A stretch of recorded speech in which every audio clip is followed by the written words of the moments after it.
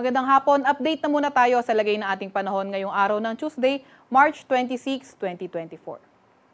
Sa kasalukuyan nga ay itong easterlies o yung mainit na hangin galing karagatang Pasipiko, patuloy pa rin yung epekto dito sa may silangang bahagi ng ating bansa. Kaya inaasahan nga natin maulap na kalangitan, mga kalat-kalat na pag-ulan, pagkidlat, pagkulog dito sa area ng Bicol Region at Quezon. Yung ating mga kababayan na inuulan noong mga nakaraang araw pa ay pinag-iingat nga natin sa mga banta ng pagbaha at pagguho ng lupa. Samantalang para naman sa lagay ng panahon sa Metro Manila at sa nalalabing bahagi ng ating bansa, asahan naman natin better weather pero may mga chance pa nga rin tayo ng mga localized thunderstorms. Yung mga localized thunderstorms pwede mag-last as short as 10 minutes and as long as 2 to 3 hours in severe cases. Sa kasalukuyan, wala naman tayong namomonitor the low pressure area man or bagyo sa loob or malapit sa ating Philippine Area of Responsibility. At also, may kita natin dito sa satellite image natin dito sa may bandang silangang bahagi ng Taiwan, meron nga tayong frontal system na unti-unting bumababa. Para naman sa lagay ng panahon bukas, asahan nga natin yung nabanggit nating frontal system, posibleng magdala ng maulap na papawirin, mga kalat-kalat na pag-ulan, pagkidlat, pagkulog dito sa may Cagayan, pati na rin sa may Isabela area. Para naman sa may Metro Manila at nalalabing bahagi ng Luzon, asahan natin mas magandang panahon pa rin o sa may mga tsansa lamang tayo ng mga localized thunderstorms.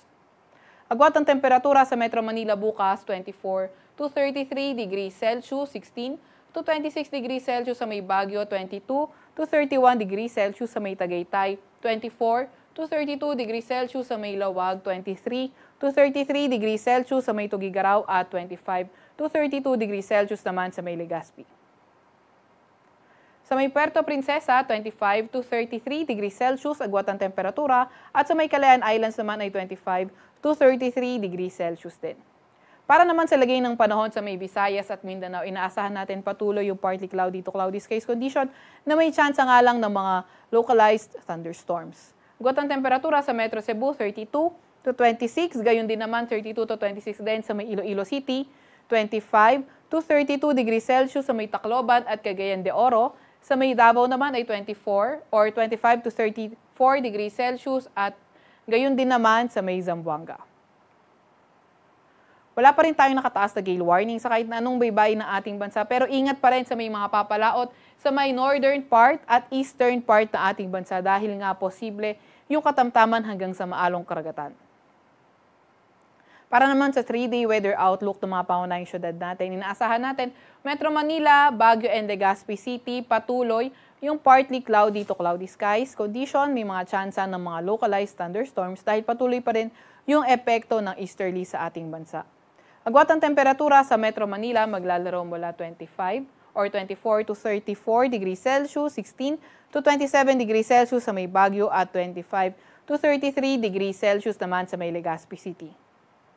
Sa may Visayas area naman, asahan naman natin patuloy pa rin yung partly cloudy to cloudy skies condition dito sa may Metro Cebu, Iloilo City at Tacloban.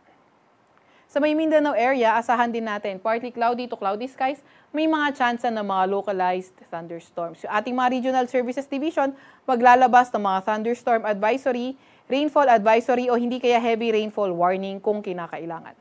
Agwat ang temperatura sa may Metro Davao, 24 to 34 degrees Celsius, 25 to 32 degrees Celsius sa may Cagayan de Oro at 24 to 35 degrees Celsius sa may Zamboanga City. Sa Kalakang, Maynila, ang araw ay lulubog ng 6:08 ng gabi at sisikat bukas ng 5:56 ng umaga. Huwag magpapahuli sa update ng Pag-asa. I-follow at i-like ang aming Facebook at Twitter account, DOST_Pag-asa.